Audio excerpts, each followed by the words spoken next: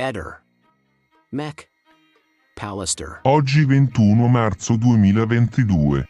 Facciamo alcune riflessioni scaturite da alcune dichiarazioni rese da un paio di soggetti legati alla cerchia familiare ed amicale di Liliana Resinovic, che suggeriscono l'opportunità di disporre accertamenti e verifiche anche tecniche che potrebbero essere utili per far luce sul decesso di Liliana.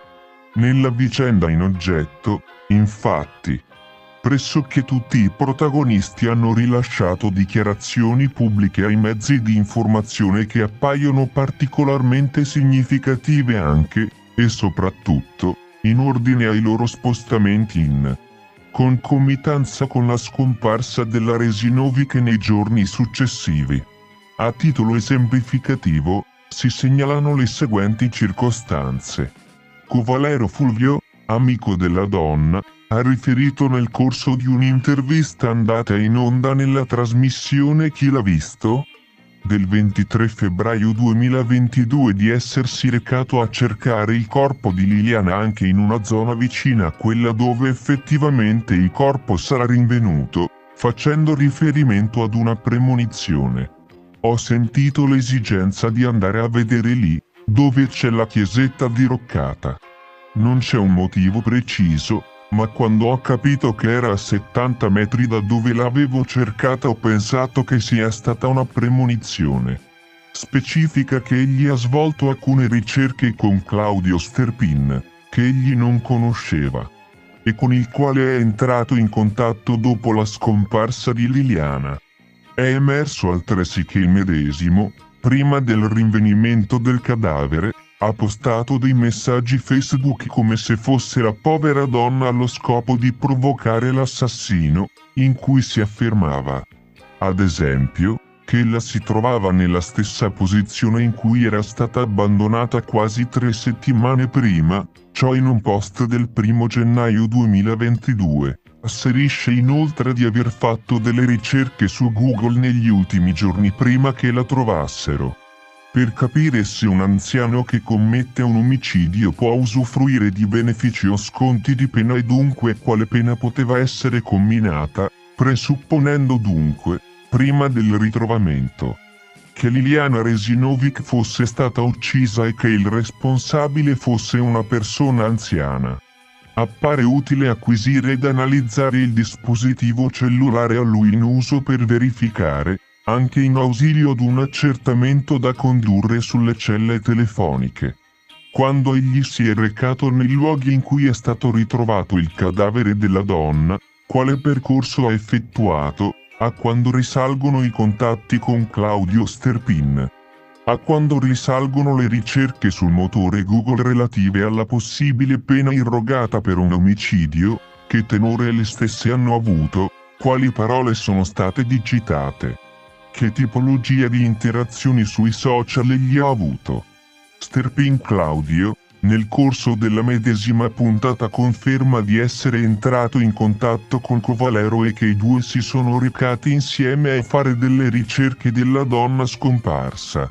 Per le stesse ragioni, anche l'analisi del dispositivo di Claudio Sterpin può essere utile per comprendere le sue indicate circostanze, oltre che, eventualmente, trovare riscontro alle sue affermazioni in ordine all'esistenza della relazione sentimentale con Liliana Resinovic, ad esempio, attraverso messaggi, chat, foto, video, applicazioni installate ed eventualmente cancellate.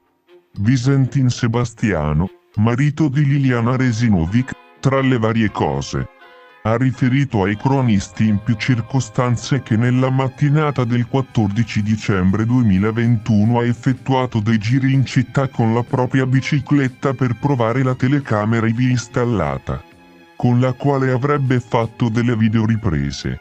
Al riguardo, in una dette tante interviste rilasciate sul punto, andata in onda nella trasmissione Ore 14, l'uomo specifica che le riprese ce le ho tutte qua con tutti gli orari precisi e tutto quanto. Sergio Resinovic ricorda in proposito che il 27 novembre 2021 ha aiutato il cognato a scaricare sul cellulare di quest'ultimo l'applicazione GoPro Black, o altra con nome similare, che consente di trasferire i dati dalla telecamera al dispositivo cellulare. I video in questione, oltre a recare data e orario, potrebbero consentire anche un tracciamento della posizione nell'ipotesi in cui sia attivato il GPS. L'analisi del dispositivo cellulare in uso all'uomo, da comparare eventualmente con i dati della telecamera in oggetto, potrebbe dunque consentire di acquisire certezza in ordine ai tragitti effettuati e ai relativi orari, nonché, eventualmente, in ordine ad interventi di settaggio manuale di data, orario e/o altre informazioni.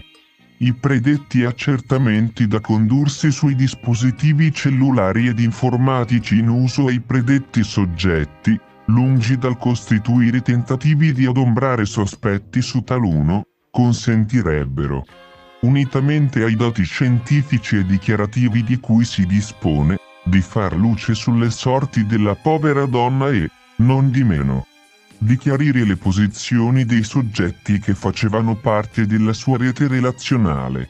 Per le sue esposte ragioni chiediamo che si valuti l'opportunità di disporre, laddove non vi abbia già dato corso, il sequestro degli apparecchi cellulari e dei dispositivi informatici e o tecnologici dei soggetti indicati in premessa ai fini della successiva analisi. Penso quel giorno lì, a un certo punto quella telefonata delle 8:22 erano parole ben altre, diverse di quello che dice lui. Voleva forse dormire fuori una notte, 2 notti e dopo ritornare a casa magari a dire: Sebastiano, perdonami, non ti ho raccontato tutto. Questo. Io ho un alibi perfetto. Come notò anche Fulvio Covalero, Sebastiano da subito ebbe il vizio di coniugare i verbi al passato. Sentiamo cosa dice anche in questa occasione. Era il 3 gennaio e Liliana non era ancora stata ritrovata. Non posso aver fatto del male alla mia signora, perché era la cosa più preziosa che ho. Era la cosa più preziosa che ho. Era la cosa più preziosa che ho. Era la cosa più preziosa che ho. Era. Passano 24 ore, quindi si fa il 4 gennaio e questo verbo al passato muta e Liliana è di nuovo viva. Poi magari ti addormenti, poi ti svegli la notte e senti quasi questa voce lontana di Liliana che dice: Sebastiano, portami via di qua. Non è casa mia questa.